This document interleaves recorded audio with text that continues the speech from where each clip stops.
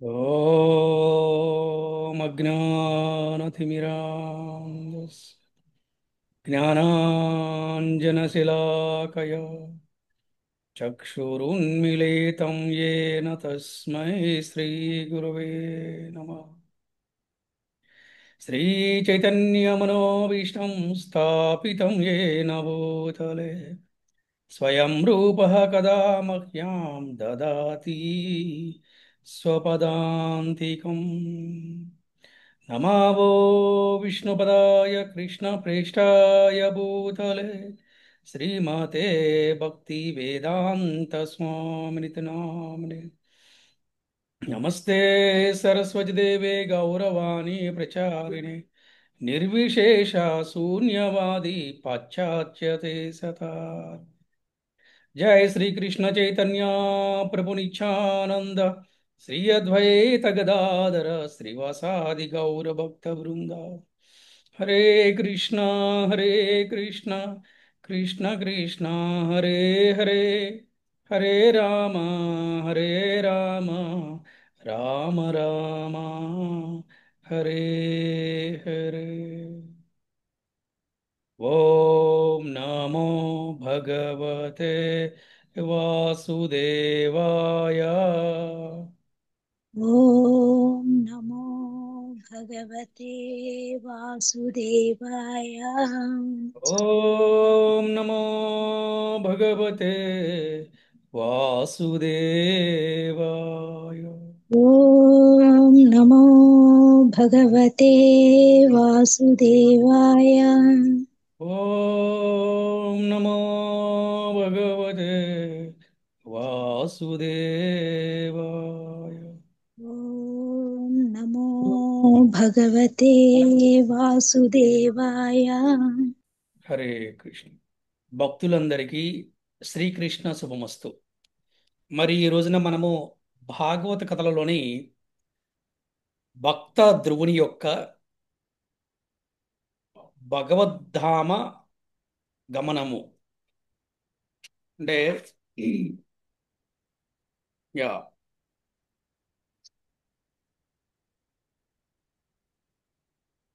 భగవద్ధామ గమనం. ఇంతకుముందు మనము రెండు భాగాలు భక్త ధ్రువుడి గురించి చెప్పుకున్నాం. అసలు ధ్రువుడు ఎవరు, ధ్రువుడు తాతగారు ఎవరు, ధ్రువుడు తండ్రి గారు ఎవరు, ధ్రువుడు ఏ విధంగా తపస్సు చేశాడు, అతి చిన్న వయసులో తపస్సు చేయవలసిన అవసరం ఏమిటి, అతి చిన్న వయసులోనే ధ్రువుడికి భగవంతుడు దర్శనం ఇవ్వటం ఏంటి, అది ఎలా సాధ్యపడింది, ఏ గురువు ద్వారా ధ్రువుడు ఉపదేశాన్ని పొందాడు, ఉం? ఆ చివరికి అతను ఎటువంటి వరాన్ని పొందాడు, ఆ, ఇటువంటి విషయాలన్నీ కూడా మనము రెండు భాగాలుగా చర్చించుకున్నాం. మరి ఈ రోజున ఇంకా చాలా చాలా ఆసక్తిగా ఉండేటువంటి విషయం ఏంటంటే ఇది చిన్నప్పుడు భక్తి, కానీ మళ్ళీ అసలు భక్త ధ్రువుడు భగవద్ధామానికి ఎలా వెళ్ళాడు, గోలోకానికి ఎలా చేరుకున్నాడు అనే దాని గురించి ఈరోజు మనం చర్చించుకునే ప్రయత్నం చేద్దాం.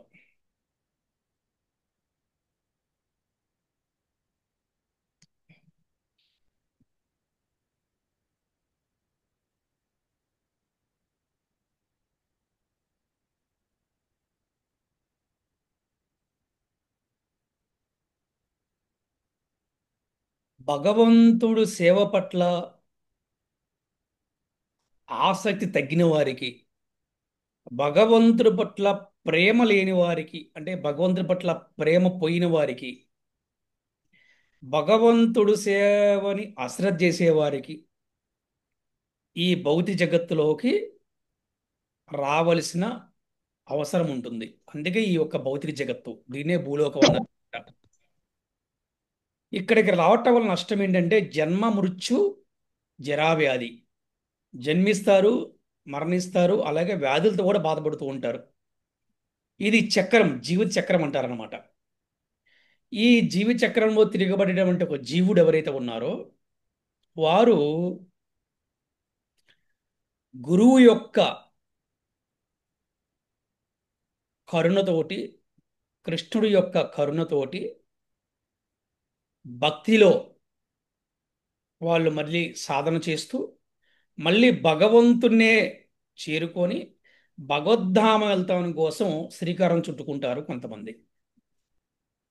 ఆ విధంగా ఆరంభమైన ప్రయత్నము సంపూర్ణం కాగానే భగవద్భక్తుడు మృత్యువుపై తన పాదం మోపి ఆ భగవద్ధామ తుదుపయనం సాగిస్తాడు. అంటే మరణము అనేది పక్కన పెట్టేసి అతడు భగవద్ధామానికి ప్రయాణం సాగిస్తాడంట. ఏది ప్రయత్నం సంపూర్ణం కాగానంటే భక్తి చేస్తూ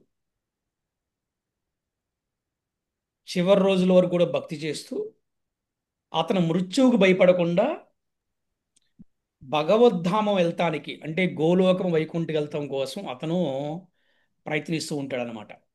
అటువంటి వాడికి మృత్యువుతో భయం లేదనమాట. ఉం?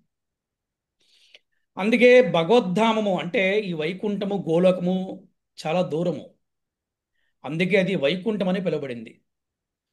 ఎవరి భక్తితో సేవను భగవంతుడు ప్రేమతో స్వీకరిస్తాడో అట్టి మహనీయుడు భగవంతుడి యొక్క రక్షణ పట్ల నిశ్చయుడై ఉండి మృత్యువు కూడా భయపడకుండా ఉంటాడు. ఎలా అంటే మన భక్తులకి ఎవరికన్నా ఆరోగ్యం బాలేదనుకోండి. ఏంటి మాతాజీ ఎలా ఉన్నారంటే, ఏముంది ప్రభు శరీరమే కదా, ఆ, ఏముంది చెప్పండి అంటారు. అలాగే చనిపోతారా? అవునా? అవును. అయితే ఏంటి? నేను మళ్ళీ కృష్ణ చేరుకుంటా కదా, నాకేంటి భయం? ఎప్పుడు వెళ్ళిపోవాల్సిందే కదా. అదే భక్తి లేకపోతే ఏడుపులు, పెడబొబ్బులు, వాళ్ళు చూడలేదు, వీళ్ళు చూడలేదు, రకరకాలు వస్తుంటుంది అనమాట. అందుకని అటువంటి వాడు భగవంతుడి యొక్క రక్షణలో ఉండి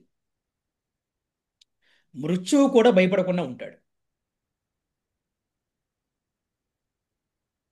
అలాగే మృత్యువు అతనికి భగవద్ధామ తుది పయనంలో ఒక సులభమైన అడుగు మాత్రమే అవుతుందని ఆచార్యులైన శ్రీల విశ్వనాథ్ చక్రవర్తి కూడా చెప్పారు.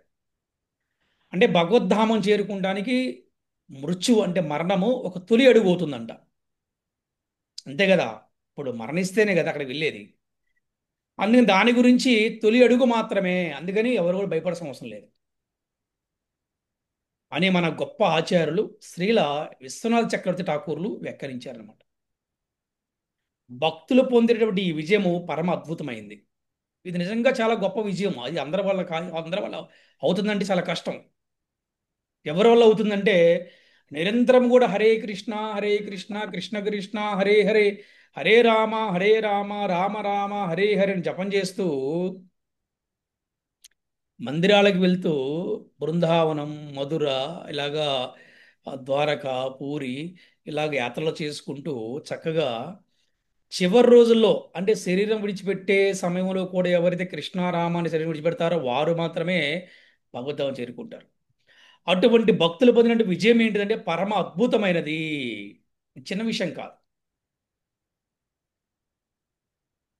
ఈ విషయాన్ని ఎలా చెప్తారంటే దేహంతే దేవ పరం బ్రహ్మ తారకం వ్యచష్టే, దేహాంతరము పిమ్మట పవిత్రాత్ముడైన భక్తుడు ఆకాశములో నక్షత్రాలను చూసినట్లుగా స్పష్టంగా పరబ్రహ్మను చూడగలుగుతాడు అని చెప్పాయి. పరబ్రహ్మ అంటే ఎవడు? భగవంతుడు. అంటే ఎవరు? శ్రీకృష్ణ భగవాడు. మనం ఇలా చూస్తాం కదా ఆకాశం పైకి, చూడగానే కనబడితే మనకి నక్షత్రాలు కనబడతాయి. చాలా ఈజీ చూస్తాం ఆ నక్షత్రాలని. అంత సులభంగా భక్తుడు భగవంతుడు చూస్తాడట.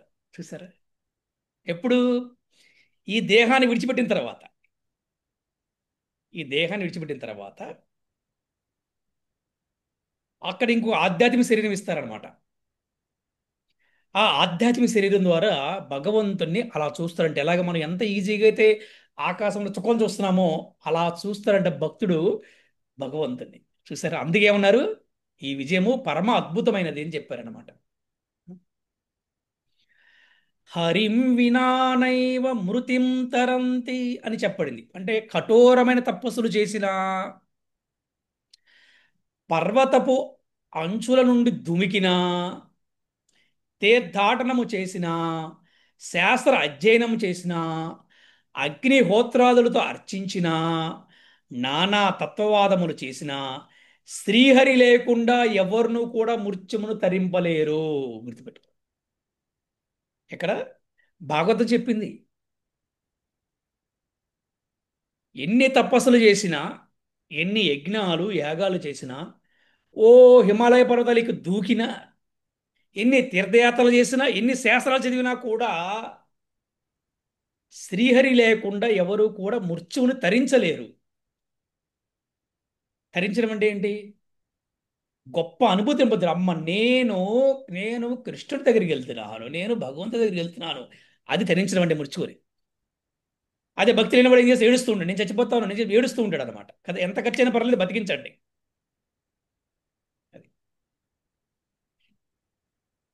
ఇటువంటి దివ్య రహస్యాన్ని తెలిసిన వాడే విమల హృదయుడైన వైష్ణవుడు. చూసారా? ఈ రహస్యం తెలిసిన వాడు ఎవడు? విమల హృదయుడైన వైష్ణవుడు. విమల అంటే ఏంటి? మలము కానిది, మలినము లేనిది. చూసారా? ఆ? వైష్ణవుడు అంటే హృదయుడైన వైష్ణవుడు. తన హృదయంలో ఎప్పుడు భగవంతుని దర్శనం చేస్తూ ఉంటాడు అనమాట. భగవద్ధామ గమనములో అతని అంతిమ విజయము అత్యంత వైభవపేతంగా ఉంటుందంట. ఎలాగో తెలుసా? ఎలా వైభవపేతంగా ఉంటుందంటే, ఎప్పుడే శరీరం విడిచిపెడతారో విష్ణు భట్లు అందరూ వస్తారంట. ఎవరాళ్ళు? మన అన్నదమ్ములు వాళ్ళందరూ వచ్చి సంకీర్తన చేసుకుంటూ పుష్ప విమానం తీసుకొచ్చి పుష్ప విమానంలో కూర్చోబెట్టుకొని, అబ్బా మన సోదరుడు వచ్చాడని చెప్పేసి సంకీర్తన చేసుకుంటూ భగవద్ధామ తీసుకెళ్తారంట. అందుకే ఎలా ఉంటుందంటే అది అంతిమ విజయం చాలా అత్యంత వైభవపేతంగా ఉంటుందంట అది. ఇప్పుడు మీకు ప్రశ్న, అదే భక్తుడు కాకపోతే మరణిస్తే ఎలా ఉంటుందో చెప్పండి ఎవరైనా మన క్లాస్లో. సరే, వీళ్ళంటే భక్తులు కాబట్టి ఆ, ఇలా జరుగుతుంది. మరి భక్తులు కాకపోతే యమభటులు వచ్చి తీసుకెళ్తారు. ఎమ్మబట్లు వచ్చి ఎలా తీసుకెళ్తారు? యమపాశం పుట్టడు వేస్తే లాగుతారు. లాక్కపోతారు. యమపాసం వేసుకుని మెల్లో తీసుకెళ్తారు కదా. ఆ ఇప్పుడు మన దగ్గరికి ఎమ్మబొట్లు వస్తే బాగుంటుందా, విష్ణు బొట్లు వస్తే బాగుంటుందా? ప్రభుజీ విష్ణు భటులు విష్ణు భక్తులు. కదా. ఇక్కడ సహజం, మానవుడి యొక్క మనసు ఎప్పుడు కోరికలతో ఉంటుంది. తప్పులేదు. ఆ కోరిక ఎలా ఉండాలి? ఆధ్యాత్మికంగా ఉండాలి. తనను తాను ఉద్ధరించుకునే విధంగా ఉండాలి.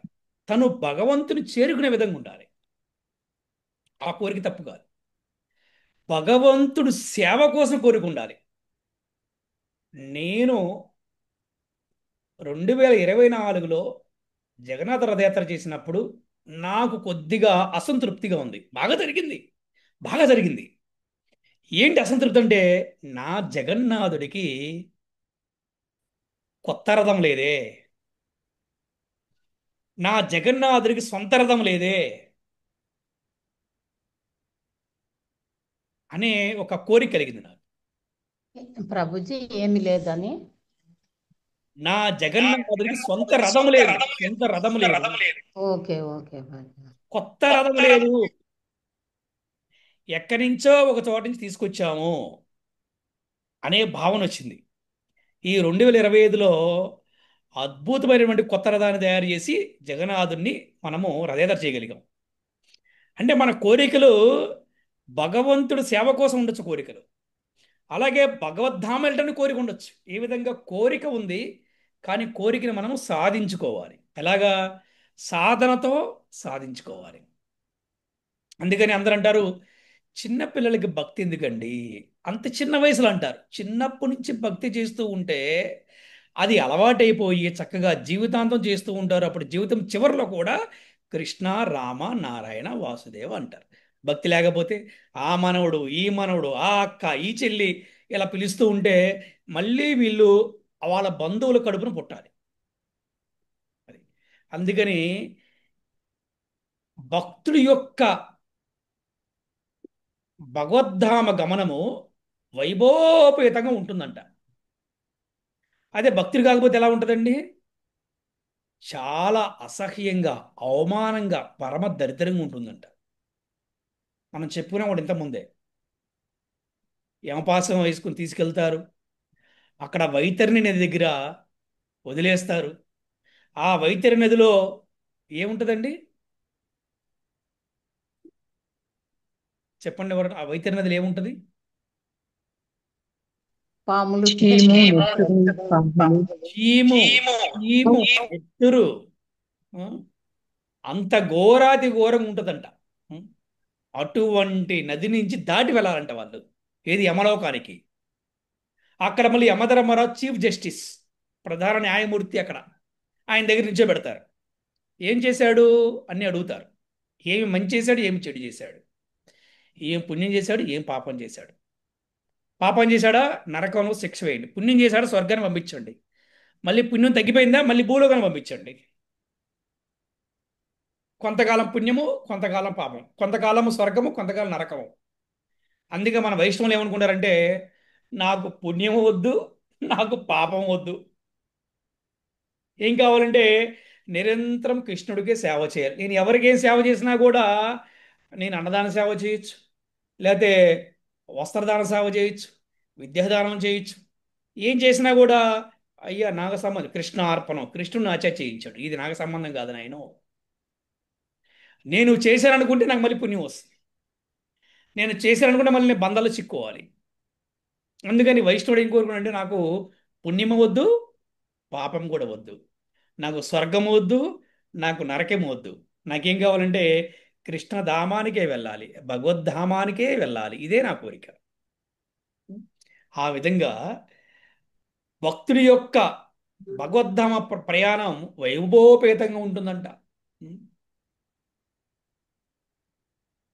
ఇది మనకి భక్త ధ్రువ మహారాజు యొక్క భగవద్ధామ గమనములో స్పష్టంగా కనిపిస్తుంది.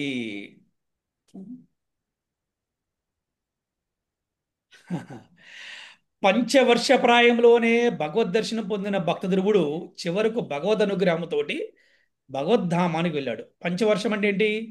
5 సంవత్సరాల వయసులోనే భగవద్ దర్శనం పొందినటువంటి మహాభక్తుడు, మహాభాగవతోత్తముడు అనమాట. చివరికి భగవంతుడి అనుగ్రహంతో భగవద్ధామానికి వెళ్ళాడు. మరి ఎలా భగవద్ధామం చేరుకున్నాడు? ఆ కథ గురించి ఇప్పుడు మనం తెలుసుకుంటాం. ఎప్పుడైతే ఈ యొక్క ధ్రువుడు యొక్క తపస్సుకి మరి ప్రసన్నుడైనటువంటి శ్రీహరి ఆయన దర్శనం ఇచ్చారు. ఆ దేవదేవుని ముఖాముఖి చూడగానే ధ్రువుడు ఎంతో ఆనంద పారవశ్యంలో మునిగిపోయాడు. సాష్టాంగ దండప్రణామం రప్పించాడు. ఆ దేవదేవుని కరుణ వలన సమస్త వేదసారం అతనికి అవగతమైపోయి భక్తిభావంలో పరిపరిధాల కీర్తించాడు. దానికి సంతుష్టుడైనటువంటి శ్రీహరి, ఓ ధ్రువ, కల్పాంతమున ప్రళయము తర్వాత కూడా నిలిచి ఉండే ధ్రువలోకాన్ని నీకు ఇస్తున్నాను. సమస్త సౌరమండలము, గ్రహాలు, నక్షత్రాలు చుట్టూ ఉండే ఆ లోకాన్ని ఇంతవరకు ఎవరు పాలించలేరు. నీ తండ్రి అరణ్యానికి వెళ్ళిన తర్వాత నీవు ప్రపంచాన్ని 36,000 సంవత్సరాలు అవిచ్ఛిన్నంగా పాలిస్తావు. నీ వృద్ధుడు కావు, నీకు ముసలితనం రాదు. చూసారా ఎంత గొప్ప వరం ఇచ్చాడో? ఎన్ని సంవత్సరాలు అంటే 36,000 సంవత్సరాలంట. ప్రభుజీ ఎన్నేళ్ల ప్రాయంలో ఉంటాడు ప్రభుజీ? ఏంటమ్మా? ఆ, ముసలివాడు కాడు, ఎన్నేళ్ళు ఉంటాయి లైఫ్ లాంగ్ అంటుంది. అంటే యాక్చువల్గా అప్పుడు 1,00,000 సంవత్సరాలు బతికేవాళ్ళమ్మా. 1,00,000 సంవత్సరాలు, సత్యయుగంలో 1,00,000 సంవత్సరాలు. అందుకని వాళ్ళు 36,000 సంవత్సరాలు అతను పరిపాలిస్తామని చెప్పారనమాట. అది అంటే అది సగటు వయసు. కొంతమంది ముందు, కొంతమంది వెనక. అది తగ్గుతూ వచ్చింది మళ్ళీ. ఆ, అప్పుడేమో సత్యయుగంలో 1,00,000 సంవత్సరాలు, త్రేతాయుగంలో 10,000 సంవత్సరాలు, ద్వాపర యుగంలో 1000 సంవత్సరాలు, ఈ కలియుగంలో 100 సంవత్సరాలు. అది కూడా ఆరోగ్యంగా ఉంటేనే. అది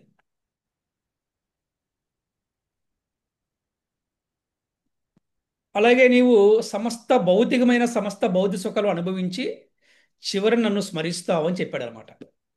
ఎందుకు చివరి రోజున స్మరిస్తావు అని చెప్పాడంటే, చిన్నప్పుడే భక్తి చేశాడు కదా. అందుకే చూడండి, మనం కూడా చిన్నప్పుడు ఏం చేసేది బాగా మన మీద గుర్తుండిపోతుంది.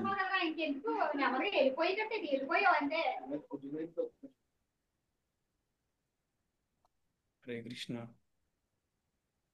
హరే కృష్ణ.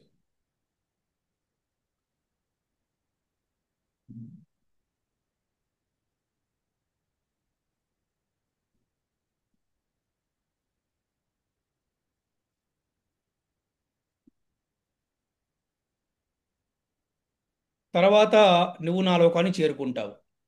ఈ విధంగా దేవదేవుడు శ్రీకృష్ణ భగవానుడు జరగబోయేదంతా ముందుగానే చెప్పి ధ్రువుడు చేయవలసినటువంటి కార్యం ఏమిటో తెలియజేశాడు, బోధించాడు. తిరిగి భగవంతుడు తన ధామానికి వెళ్ళిపోయాడు. ఆ విధంగా శ్రీహరి దర్శనం లభించినప్పటికీ కూడా తన అల్పబుద్ధి కారణంగా ధ్రువుడు సంతృష్టి చెందలేకపోయాడు. జన్మ మృత్యువు నుండి మోక్షాన్ని ప్రసాదించే భగవంతుని తాను భగవద్ధామ ప్రాప్తి వరాన్ని కోరుకోకుండా తుచ్చమైన ఐహిక పదాన్ని మనసులో కోరినందుకు అతను ఎంతో విచారించాడు. ఆయన చేసేది లేక తిరిగి ఇంటి దారి పట్టాడు. ధ్రువుడు తిరిగి వస్తున్నాడన్న వార్తను అతని తండ్రి ఉత్తానపాదు నమ్మలేకపోయాడు. ఆ వార్తను తెచ్చిన ఒక వ్యక్తికి విలువైన ఆహారాన్ని కూడా కానుక ఇచ్చి బ్రాహ్మణులను, మంత్రులను, కులవృద్ధులను, బంధువులను తీసుకొని స్వర్ణ రథములో అతడు అంతఃపురానికి వెలుపలికి వచ్చాడు. అతనితో పాటు సునీతి, సురుచి కూడా పల్లకిలో బయలుదేరారు. అంటే తన తండ్రి, అలాగే పెనతల్లి కూడా. ఈ విధంగా ధ్రువుని చూడగానే తన తండ్రి ఉత్తానపాదుని హృదయం పులకించింది. దీర్ఘకాలం తర్వాత కలిగిన పుత్ర దర్శన ఆనందంతో అతడు బిక్కిరి అయ్యాడు. ఆతృతతో అతడు తన పుత్రుని ఆలింగనం చేసుకొని ఆనంద బాష్పాలు రాల్చాడు అనమాట. అయితే ధ్రువుడు పూర్వం లాంటి వాడు కాదు ఇప్పుడు. ఎందుకంటే భగవంతుడి యొక్క పాద స్పర్శచే పవిత్రమైనటి వాడు. అతనికి ఇప్పుడు తండ్రి ఒడిలో కూర్చోవాలని కోరిక లేదు. ఎందుకంటే సాక్షాత్తు భగవంతుడు దర్శనమైన వాడు. సాక్షాత్తు భగవంతుని ఆశ్రయం పొందిన వాడికి చిన్న చిన్న కోరికలు ఏముంటాయి చెప్పండి. అయినా కూడా అతను చాలా మంచి బుద్ధిమంతుల్లాగా తన తండ్రికి వినమ్రంగా వందనం చేశాడు. ఆ విధంగా తన ఇద్దరు తల్లులకు కూడా పాదవందనం చేశాడు. అంటే సవతల్లికి, అలా కానతల్లికి కూడా. ఆ విధంగా పిల్లవాడు పాదాలు నమస్కరించగానే సురుచి కూడా, అంటే ఎవరైతే సవత్తల్లి ఇబ్బంది పెట్టిందో తను కూడా ఆ చిరంజీవాన్ని దీవించి ఆలింగనం చేసుకుందంట. చూసారా? అంటే భగవంతుడి సాధన చేస్తే, భగవంతుని భక్తి చేస్తే శత్రువులు కూడా మిత్రులైపోతారని చెప్పడానికి ఈ ధ్రువుడి యొక్క సవత్తల్లి గొప్ప ఉదాహరణ మనం గుర్తుపెట్టుకోవాలి. అందుకే మనం ఫైటింగ్లు చేయడం కన్నా కూడా భక్తి చేసామనుకోండి, చాలామంది హృదయం కదులుతుంది. అఫ్ కోర్స్ కలియుగంలో కొన్నిసార్లు ఫైటింగ్ చేయడం తప్పదనుకోండి. అది నిజంగా ఆ అవసరం వచ్చినప్పుడే కానీ పరిచినదాన్ని ఫైటింగ్ చేయకూడదు. ఇక తప్పదు, కోర్టు కూడా అదే చేస్తుంది. ఎన్నోసార్లు క్షమాభిక్ష పెట్టి తప్పదనుకున్నప్పుడు ఉరి శిక్ష వేస్తుంది. అలాగే భక్తులు కూడా ఏంటి, ఇక తప్పదు అనుకోని లాస్ట్ అండ్ లీస్ట్ అనమాట. అది కూడా మనకన్నా పెద్దవాళ్ళు ఎవరైనా చెప్పాలి, అప్పుడు యుద్ధం చేస్తారు. అంతేగాని జనరల్గా యుద్ధానికి ఎవరు కూడా వెళ్ళరు. యుద్ధం చేయడం అనేది భక్తుల యొక్క లక్షణం కాదనమాట. అలాగా శత్రువులు కూడా మిత్రులైపోతారు. ఎలాగా? భక్తి చేయడం ద్వారా.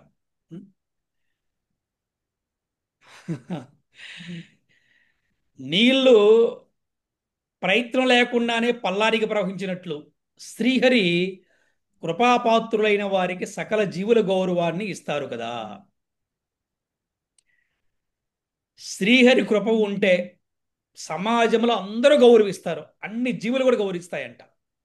అలాగే శత్రుత్వం పెంచుకున్నటువంటి తన సవతల్లి కూడా ఈ యొక్క ధ్రువుడికి ఆలింగనం చేసుకుంది, ధ్రువుణ్ణి చిరంజీవాన్ని దీవించింది అనమాట. చూసారా? అది గొప్ప విషయం. ఆ విధంగా భగవద్ దర్శనాన్ని పొందినట్టు పుత్రుని కనినందుకు ఆ అంతఃపురవాసులు ఆ అసలు తన తల్లిని సునీతిని ఎంతో మనసారా కీర్తించారట. ఎటువంటి కొడుకుని కన్నావమ్మా. చూసారా? అందుకంట మన గౌరవం నిలబెట్టేవాడు, మన ఊరిని పేరు నిలబెట్టేవాడు ఒక్క కొడుకుండే చాలంట, కూతురుండే చాలంట. కొడుకే కాదండి, కూతురున్నా చాలు. గుర్తుపెట్టుకోవాలి. అందరు కొడుకులండి, మళ్ళీ కొడుకులే అనుకోబాకండి, కూతురున్నా కూడా చాలు. అంటే మన గౌరవాన్ని మంట కలిపేవాడు, మన గౌరవాన్ని పాడు చేసేవాడు 100 మంది ఉండే ఉపయోగం చెప్పండి. కౌరవుల పరిస్థితి అదే కదా. కౌరవులకు 100 మంది ఉన్నారు, కానీ ఏంటి వాడు ఉపయోగం? వాళ్ళ కొడుకుల ద్వారానే ఆయన చనిపోయాడు. వాళ్ళ కొడుకుల ద్వారా అంతా పోగొట్టినారు. ఆఖరికి ఏంటి చాలా నీచ స్థితికి వచ్చారు. అంటే పేదరికం అనుభవించారు అన్నమాట చివరికి ఆఖరికి. చాలా ఘోరాతి ఘోరంగా అనమాట. కానీ ఐదుగురు కొడుకులు, మరి పాండురాజు పిల్లలు ఎంత బాగా పెరిగారు, విలువలతో పెరిగారు వాళ్ళు. చూసారా? వారి వల్ల కుటుంబానికి, సమాజానికి, లోకానికి, భగవంతుడికి అందరికి కూడా ఆనందం అనమాట. అది అందుకని ఇక్కడ చూడండి, తల్లిని అప్పుడు దాకా తల్లిని ఎవరు పట్టించుకోలేదు. చూడండి, తల్లిని ఎవరు పట్టించుకోలేదు, ఈ పిల్లవాడిని ఎవరు పట్టించుకో. కానీ ఎప్పుడైతే భక్తి చేశాడో, భగవంతుడు దర్శనం అయిందో, అందరూ కూడా వారిని గౌరవిస్తున్నారు. ఇప్పుడు వాళ్ళ అమ్మని కీర్తిస్తున్నారంట. అబ్బా, ఎటువంటి పుత్రుని కన్నావమ్మ నువ్వు అని చెప్పి కీర్తిస్తున్నారంట. అలా అందరూ కీర్తిస్తుంటే వాళ్ళ నాన్న ఉత్తానపాదుడు చాలా ఆనందించాడంట. అబ్బాబా, ఇంతమంది కీర్తిస్తున్నారు నా కొడుకుని అని చెప్పేసి. ఇక ఆ తర్వాత అందరూ కూడా అంతఃపురానికి వెళ్ళిపోయారు. ఈ ధ్రువుడు ఎప్పుడైతే అంతఃపురంలోకి ఎంటర్ అయ్యాడో, ఈ అంతఃపుర రాజ్యం అంతా వైభవోపేతంగా అలంకరించబడిందంట. అంత వైభవం వెలిగిపోతుంది అనమాట. ఎందుకంటే సాక్షాత్తు భగవంతుడు స్పర్శ చేత పవిత్రాత్ముడైపోయాడు ధ్రువుడు. చిన్న విషయం కాదు ఇది. ఆ తేజస్ వచ్చేసింది ఎవరికి? ధ్రువుడికి.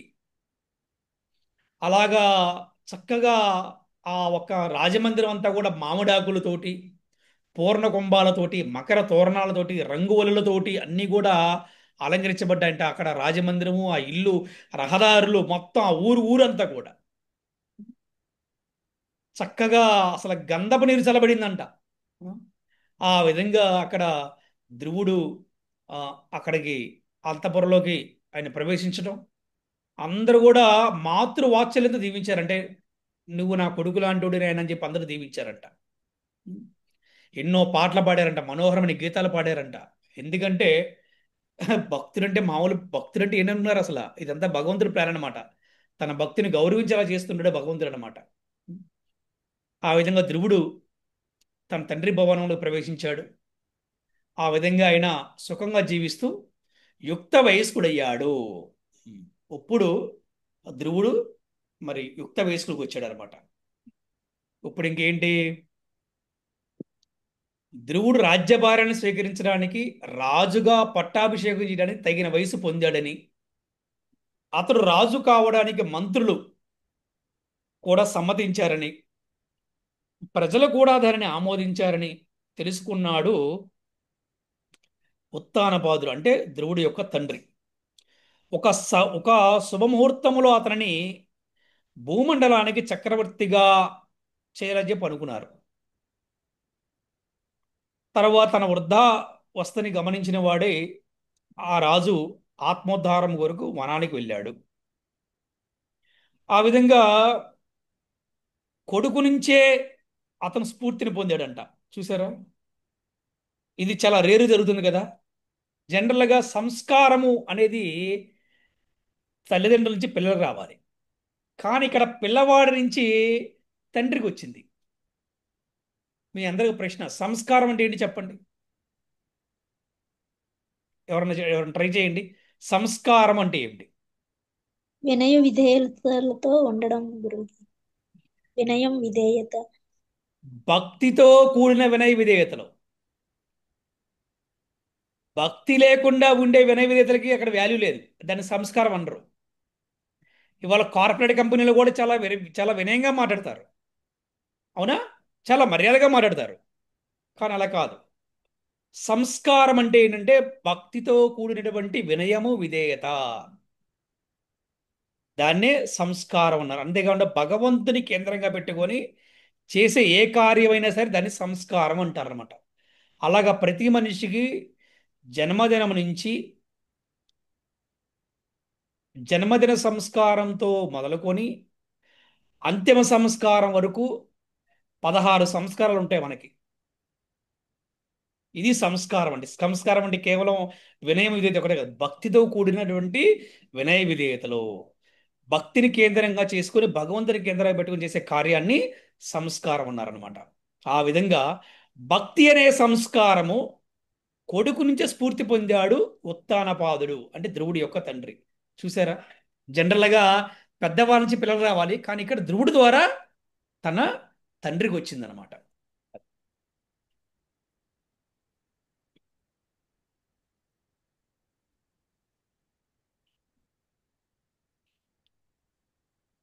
ఆ విధంగా తన తండ్రి వానప్రస్థాశ్రమాన్ని స్వీకరించాడు. ఇక ఆ తర్వాత ధ్రువుడు శిశుమార ప్రజాపతి పుత్రిక అయిన బ్రహ్మిని వివాహం చేసుకున్నాడంట. వివాహం చేసుకున్నాడు ఇప్పుడు.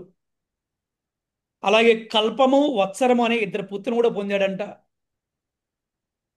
అలాగే వాయుదేవుని పుత్రిక అయిన ఇలను కూడా వివాహం చేసుకున్నాడంట. అతడు మళ్ళీ ఒక ఇల ద్వారా, అంటే ఇల అనే స్త్రీ ద్వారా, భార్య ద్వారా ఉత్కలుడు, అలాగే ఆ సౌందర్యవతి అనే ఒక పుత్రిని కూడా మళ్ళీ పొందాడనమాట. ఈ విధంగా ఆయనకి నలుగురు సంతానం. ఈ విధంగా కాలం కొనసాగుతూ ఉంది. ఈ ధ్రువుడి యొక్క సోదరుడైనటువంటి ఉత్తముడు, అంటే ఎవరు, సవతల్లి కొడుకు, హిమాలయ ప్రాంతానికి వెళ్ళాడు. అక్కడ ఒక యక్షుని చేత చంపబడ్డాడు. మనం నేను చెప్పుకున్నాం ఏంటంటే, భక్తుల్ని బాధ పెట్టినా, భక్తిని అవమానించిన, భక్తులకి హాని చేసిన వారికి తీవ్రమైన దండన ఉంటుంది అని మనం చెప్పుకున్నాం మనం. సో అలాగా అక్కడికి వెళ్ళి యక్షుడి చేత చంపబడ్డాడు.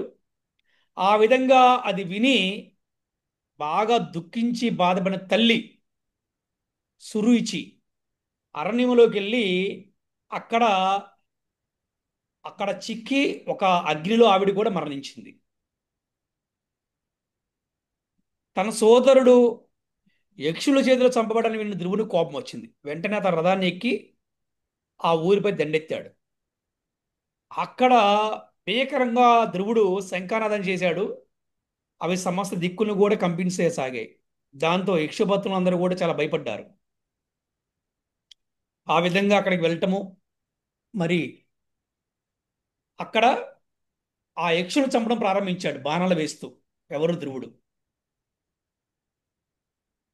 ఎంతమంది యక్షులు చనిపోతున్నారు, అయినా సరే ధ్రువుడికి ఎటువంటి ఆ నిరుత్సాహం కానీ, మరి ఏమి చేసినా కూడా ధ్రువుడికి ఎక్కడ అనేది అసలు అపవిజయం లేదు, అంతా కూడా విజయం జరుగుతుంది అనమాట. అలాగ మళ్ళీ వారందరూ కూడా మళ్ళీ ఉత్సాహంతో అందరూ కలిసి ఆయుధ ప్రయోగం చేసి తమ శస్త్రాస్త్ర వర్షంతో ధ్రువునితో కప్పు వేశారు. ఆ విధంగా ధ్రువుడు విరోచితంగా ఆయన చక్కగా యుద్ధం చేశాడనమాట. కానీ ఎవ్వరూ కూడా ధ్రువుడు దాటి తట్టుకోలేకపోయారు. అందరినీ కూడా ఆయన చక్కగా ఓడించేశాడనమాట. ఈ విధంగా మనము ఈ రోజున ధ్రువుడి యొక్క భగవద్ధామ ప్రయాణంలో మొదటి భాగాన్ని ఈరోజు మనం చెప్పుకున్నాము. మరి రెండో భాగాన్ని మళ్ళీ మనం సోమవారం రోజున మళ్ళీ మనం చెప్పుకునే ప్రయత్నం చేద్దాము. హరే కృష్ణ హరే కృష్ణ కృష్ణ కృష్ణ హరే హరే, హరే రామ హరే రామ రామ రామ హరే హరే. శ్రీల ప్రభుపాదికి జై, శ్రీల గురుదేవ్కి జై, అనంత కోటి వైష్ణవ భక్త బృందకి జై. వాంఛాకల్పతరుభ్యశ్చ కృపా సింధుభ్యో చ పతితానాం పావనేభ్యో వైష్ణవేభ్యో నమో నమః. హరే కృష్ణ.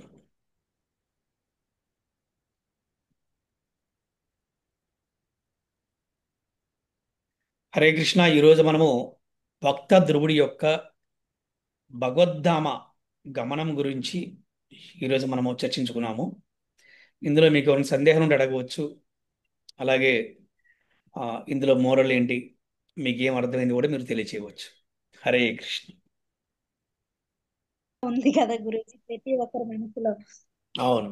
దానిని ఎవరైతే భగవంతుని భక్తియుక్త సేవలో ఉంటారో వాళ్ళు అతి భయంకరమైన మృత్యువుకి కూడా భయపడరు అని నాకు అవగతమైంది గురూజీ.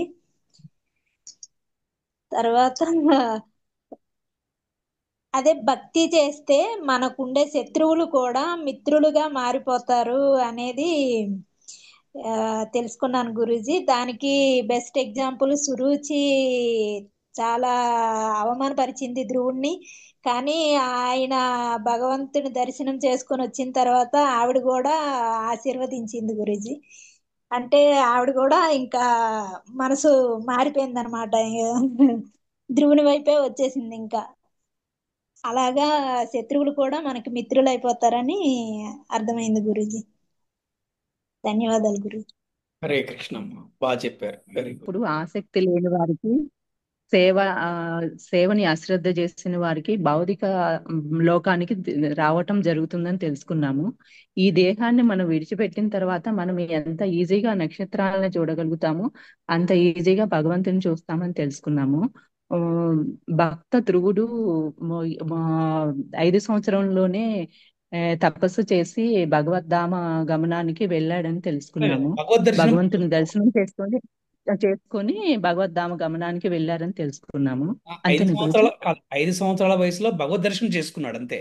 భగవద్ధామ ఆ వెళ్ళలేదు. చేసుకుని చేసుకొని చివరి దశలో భగవద్ధామానికి వెళ్ళారని తెలుసుకున్నాము. ఉమ్, భక్తి చేస్తే ఎప్పుడు కూడా శత్రువులు కూడా మిత్రులు అవుతారని తెలుసుకున్నాము. ఆ అద- అదే తన సవతి తల్లి కూడా అతన్ని కీర్తిస్తుంది, ఏ చిరంజీవి అని. మనం ఎప్పుడూ కూడా మనం భక్తి చేయటం వల్ల సర్వజీవులు అందరూ కూడా మన మానవులు అందరూ కూడా గౌరవిస్తారని తెలుసుకున్నాము.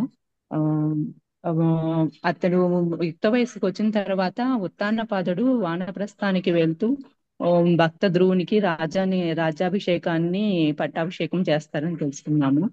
ఆ చేసిన తర్వాత ధ్రువుడు తమ్ముడు యక్షులతో అడవి ఎక్కి వెళ్ళి యక్షులతో చంపబడ్డాడని తెలుసుకున్నాము. ఆ, దీనివల్ల మనకి తెలిసిందంటే ఎప్పుడూ కూడా భక్తి చేయటం వల్ల మనకి మన దారి సరి అయిందే ఉంటుందని, మనం ఎప్పుడు కూడా భగవద్ధామానికి వెళ్ళాలనే ప్రయత్నంలో ఉండగలుగుతామని తెలుసుకున్నాం గురుజీ. హరే కృష్ణ గురుజీ. ఏం తప్పులుంటే క్షమించండి. బాగా చెప్పారు, హరే కృష్ణ. దర్శనం అయిన తర్వాత భగవద్ దర్శనం అయిన తర్వాత ధ్రువుడిని ఒకటి దీవించాడు అనమాట. నువ్వు 36 వేల సంవత్సరాల వరకు నువ్వు పరిపాలన చేస్తావు, రాజ్యాన్ని వేలతావు ఆ తర్వాత అని. అది ఒకటి తెలుసుకున్నాం గురుజీ. ఆ తర్వాత భక్తి చేస్తాం వల్ల తన కొడుకు భగవంతుడి యొక్క పాద స్పర్శ తగలటం వల్ల భగవద్ దర్శనం అవ్వటం వల్ల అతనికి మంచిగా గౌరవించడం కూడా అయింది. వాళ్ళ ఇంట్లో వాళ్ళ సవితల్లి గాని వాళ్ళ తండ్రి గాని అతన్ని చూసి నేర్చుకోవడం జరిగింది. ఎందుకంటే అతను తండ్రి పిల్లవాడిని చూసి వాళ్ళ తల్లిదండ్రులు కానీ వాళ్ళ అమ్మ నాన్న కానీ వాళ్ళ బాగా నేర్చుకున్నారు. ఎందుకంటే ఇలా ఉన్నాడు మీ అబ్బాయి, ఇంత మంచి వ్యక్తి, ఇంత భక్తి ఉన్న వ్యక్తి అని చెప్పి నలుగురు కూడా మెచ్చుకున్నారని తెలుసుకున్నాం గురించి. ఆ తర్వాత వచ్చేసి అతను అడవులకి వెళ్తాం, అలా ఉత్తానపాదుడి వల్ల ఏదైనా ధ్రువుడి వల్ల ఉంటారు కదా, అడవికి వెళ్తాం, ఆ పిల్లవాడు అక్కడ వాళ్ళు ఇదే పెట్టడం ఇవన్నీ జరిగినాయి అని తెలుసుకున్నాం గురించి. లాస్ట్ లో వచ్చాను గురించి, నేను లాస్ట్ లో వచ్చాను, కొంచెం తక్కువే విన్నాను గురించి. ఇది అంతా మొత్తం లేదు. పర్వాలేదు. హరే కృష్ణ. హరే కృష్ణ గురించి. హరే కృష్ణ, హరే కృష్ణ, కృష్ణ కృష్ణ హరే హరే, హరే రామ హరే రామ, రామ రామ హరే హరే. హరే కృష్ణ, హరే హరే కృష్ణ కృష్ణ కృష్ణ హరే హరే, హరే హరే రామ, రామ హరే రామ.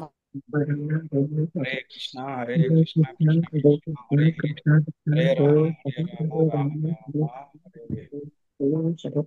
అందరికీ శ్రీకృష్ణ శుభరాత్రి. హరే కృష్ణ.